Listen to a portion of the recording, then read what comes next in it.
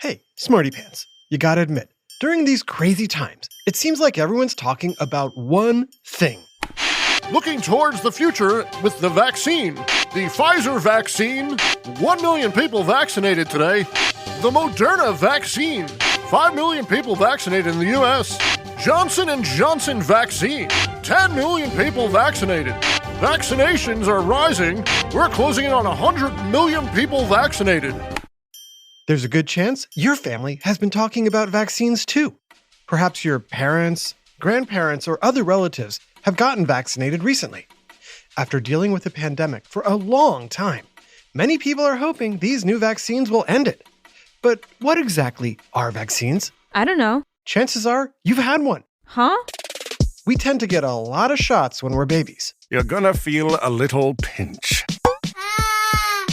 Even adults still get shots, especially for the flu. You're gonna feel a little pinch. Ow! Obviously, nobody likes getting poked with a needle. But while getting a shot can be a little painful, or even terrifying, it sure beats getting sick from the illnesses people suffered from before vaccines. In fact, being a kid today is way safer than it was years ago, as vaccines have beaten more than 20 life-threatening diseases. Whoa. Have you ever heard of smallpox and polio? If the answer is no, that's because vaccines wiped them out. The World Health Organization says vaccinations prevent 2 to 3 million deaths worldwide every single year. There's a lot of power in that tiny needle. But how exactly do vaccines work? How did people discover them? And why does the word vaccine come from a word meaning cow? It's time for another whiff of science on Who smarted? Who's smarted? Who's smart? Is it you?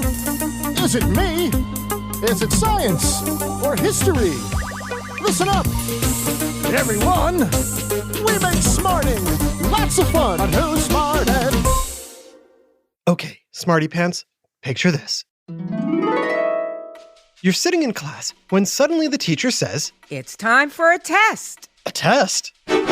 Nobody said anything about a test today. This is terrible. He didn't study, and to make matters worse, the teacher says, And if you don't pass, you don't get to go out for recess for a week.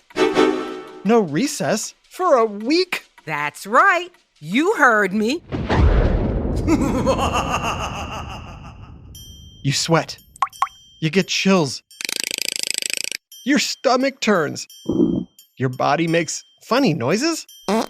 Yep, I know this scenario sounds Looney Tunes, but it's meant to illustrate what happens inside you when your body encounters a disease it's never seen before. Huh? A new disease is a new test, and your body's immune system works hard to pass it. While this is happening, you don't feel well, and chances are you'll have to rest for days, meaning no recess. Now, your body's immune system is pretty smart and strong. Most times it can handle whatever attacks it. But sometimes your body just can't handle a virus or disease on its own. And that's why we have vaccines. Vaccines are like your body's very own study guide. It's like having all the answers to a surprise test. If your body knows what it's going to face, it can easily defeat a dangerous disease without you even realizing it. And just like studying for a test can be a pain, Oh, man. getting a vaccine can also be a pain. Namely, that little needle. Ow! But hey, it's way better than having to face that test unprepared. He's got a point. Ow! Believe it or not, vaccines are a relatively new breakthrough in medicine, but their roots stretch back to ancient times. Back then, people faced numerous deadly diseases, including a terrifying one called smallpox. For every 10 people who got smallpox, 3 died. If you were lucky enough to survive, you'd probably end up with some bad scars.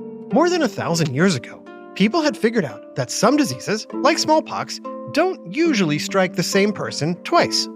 With this knowledge, healers in places like India, China, and Africa started practicing something called variolation. They would grind up dried scabs from people who survived smallpox and put that powder inside healthy people, hoping to give them a milder version of the illness for protection later. People took the smallpox powder up their noses or through a cut in the skin. You're gonna feel a little pinch. Ow! While variolation did greatly reduce the number of smallpox deaths, it still carried a lot of risk. Since people received the actual smallpox disease from the treatment, most became sick, and some, unfortunately, died. It was going to take some time for them to figure out a better way. So if variolation was first happening about 1,000 years ago, can you guess when the world finally got rid of smallpox? Was it A, 500 years ago, B, 220 years ago, or C, 40 years ago? The answer is C, just 40 years ago. That's right.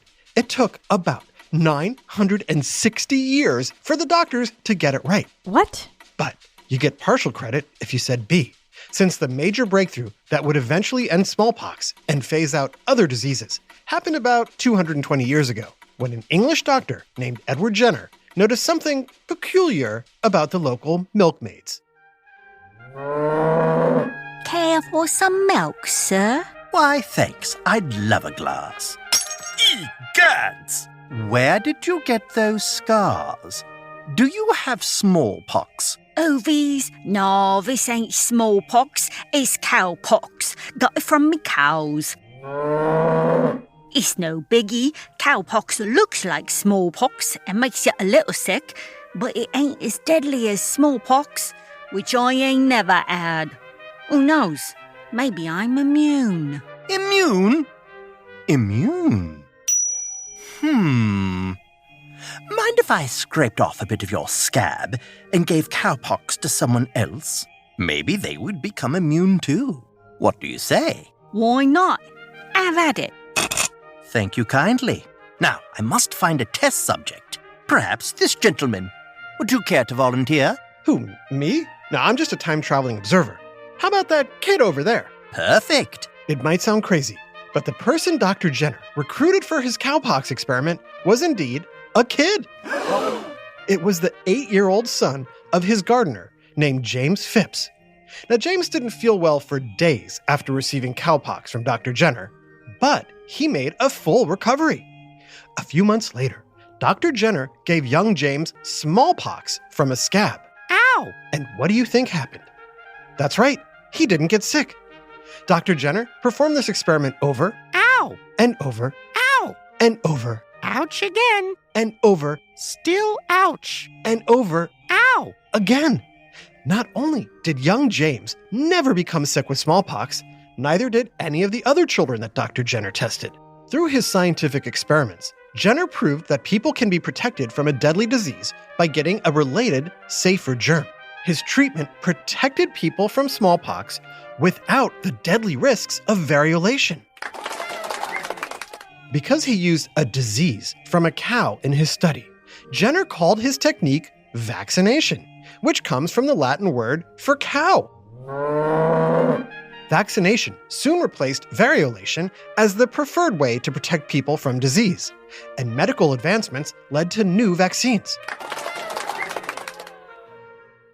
Scientists started treating people with weakened germs, dead germs, and pieces of germs. New technology in the 1940s led to large-scale vaccine production, which made it easier to get vaccines to people around the world. Soon, deadly diseases such as diphtheria, polio, measles, and tuberculosis began to fade away as more and more people became vaccinated. And the disease that started it all more than 1,000 years ago became just a memory in 1980, when it was announced that the world was now free of smallpox. Yet, despite all this success, there are some people who are against vaccines. Nope, don't want it. Not gonna take it. Get that needle away from me. And it's not because they're afraid of getting a shot. Some think vaccines could be dangerous. So are they dangerous? We'll find out right after this quick break. Now back to Who Smarted. Question. If vaccines are like a study guide your body uses to pass a disease test, what part of your body is doing the studying? Here's a hint. It's in your blood. Is it A, red blood cells, B, white blood cells, or C, blue blood cells?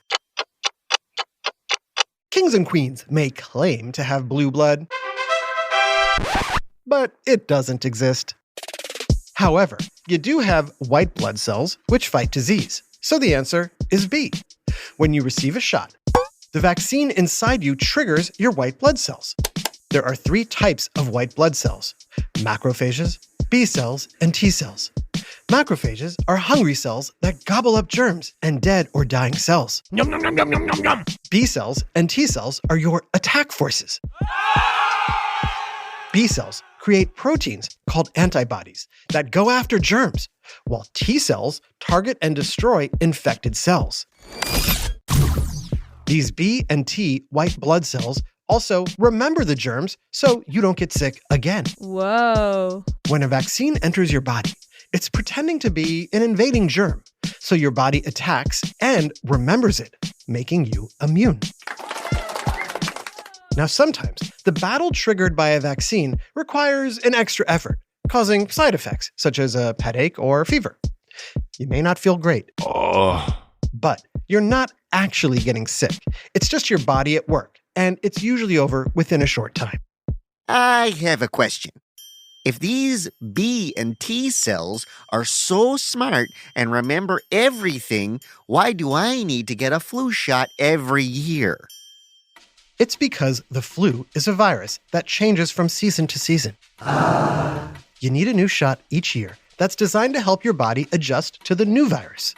Oh, well, I still don't like them. You're not alone. People have been wary of putting vaccines in their bodies for ages.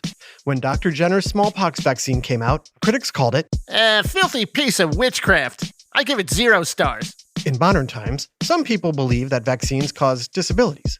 Scientists know this is false and have published numerous studies from decades of research to prove how safe and effective vaccines are. Yeah, but what about these new COVID-19 vaccines? They haven't been around very long. How do we know they're safe? Good point. Knowing it took over 1,000 years to beat smallpox, the fact that we now have a vaccine for a disease that was only discovered 2 years ago is astounding and a little scary. But it really didn't happen that quickly. Yes, COVID-19 is new, but it's a type of disease called a coronavirus, which has been around and researched for years. The vaccines developed for COVID-19 may be new, but the science behind them has been studied for decades. The vaccines underwent the same tests all vaccines go through before approval, and they met the tough scientific standards set by medical boards around the world. There's a lot of proof these new vaccines are safe and effective, and the science is exciting. Remember when I said some vaccines contain part of a germ? Well, these new COVID-19 vaccines don't contain any germs at all. Instead, they have something called mRNA, which are instructions your body uses to make a piece of harmless protein that's associated with COVID-19. Once that protein is made, your immune system revs up and attacks it, making a vaccinated body immune to COVID-19. Scientists believe this new mRNA technology could lead to the creation of vaccines for multiple diseases, which would lead to fewer shots from your doctor. Yes. I mean, I'm not scared of needles. Mm-hmm. Do I still get a lollipop? A big belated birthday shout out to Delilah in Portland, Oregon. Thanks for being such an awesome fan and listening to Who Smarted over and over again. This episode, Vaccines, was written by Dave Beaudry and voiced by Chris Okawa, Sheffield Chastain, Jenna Hoban, Kim Davis, Adam Tex Davis, Max Kamaski, and Jerry Colbert. Technical direction and sound design by Josh Hahn. Who Smarted is recorded and mixed at the Relic Room Studios. Our associate producer is Max Kamaski. The theme song is by Brian Suarez, with lyrics written and performed by Adam Tex Davis. Who Smarted was created and produced by Adam Tex Davis and Jerry Colbert. This is an Atomic Entertainment production.